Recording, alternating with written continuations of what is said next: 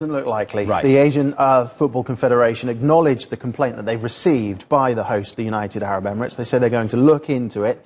It will be reviewed. They made no comment on the time frame, and they made no comment on the possible punishment either. But it doesn't look as if they're going to make an announcement, a dramatic announcement, several hours from kickoff. It is Japan against Qatar, as you say. What this involves is the two players, Almoez Ali and Bassam Al-Rawi. Now, Ali is Sudanese-born. Al-Rawi is Iraqi-born, but the rules state that if they have one parent who was born in the country, for example, Qatar, then they are eligible to play for that country. Now, the Qataris said that they both had mothers who were born in Qatar. The suggestion is that those documents aren't genuine, and in fact, both of those mothers were born in those respective countries, in Sudan and in Iraq, which would make them ineligible to play under FIFA's rules. Now, these aren't any sort of run-of-the-mill players. Almoez Ali is actually the tournament's leading scorer. Wow. He scored 8 goals in 6 matches. Yeah. So if he wasn't playing for Qatar, then it might be very, very different. They haven't conceded a single goal in their run to the final. They scored 6 against North Korea. They beat the host, the United Arab Emirates, 4-0 in the semi-finals. So you can see that this is causing a lot of controversy. It wasn't likely that this tournament was going to pass off without controversy when you consider the geopolitical situation, the Saudi-led blockade on Qatar, the fact that it's in the United Arab Emirates. The Qatari team couldn't travel direct. Direct flights from Qatar to the UAE don't exist because of the blockade as well. So all of this together means it's a very controversial situation, but I don't think we're going to see anything announced before the final.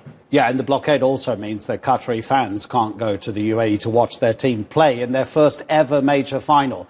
Now, if you're being Machiavellian about it, possibly the AFC, the Confederation, is waiting for the results of the final, do you think? Because if Qatar win, surely there is no way they can take an international trophy away from Qatar. But if Qatar lose, then maybe, because of the severity of these allegations of these passports or whatever documents are alleged to have been faked, that sounds extremely serious. So if they lose, maybe then they could be punished. But if they win, I can't see that happening, can you? Well, I mean, there's so much at stake here, and we have to remember as well that Qatar is, of course, hosting the World Cup in 2022. There's so much money in the region. We've seen recently Saudi Arabia hosting numerous sporting events. It's all about soft power. It's all about influence in the region. Qatar and Saudi Arabia are both, gobbling up certain competitions and sponsorships. The European Tour is in Saudi Arabia as we speak this weekend for the very first time. So it's all about soft power and influence, and I think that's going to be a very difficult line for the Asian Football Confederation to tread in terms of how they deal with this and the punishment that they do hand down, if indeed that these documents are found to be forged. OK, I don't want to ignore Samurai Blue, the nickname of the Japanese team, OK, who are clearly big favourites to win the trophy again. But just to concentrate on Qatar because of their lack of history in football, would they be the team they are now if they hadn't had these players who weren't 100% Qatari? In other words, both parents from Qatar and themselves born in Qatar?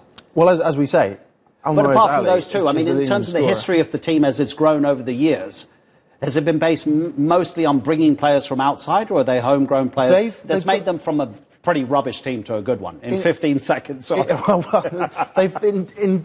created the Aspire Foundation, which is basically taking players from various parts of the world. It's a foundation that's aimed at training those players, trying to, within the rules, then get them Qatari citizenship so they could play ahead of that World Cup in 2022 and not embarrass themselves as they've never qualified for a World Cup. This is their first time they're hosting it, the first time they're playing in one as well.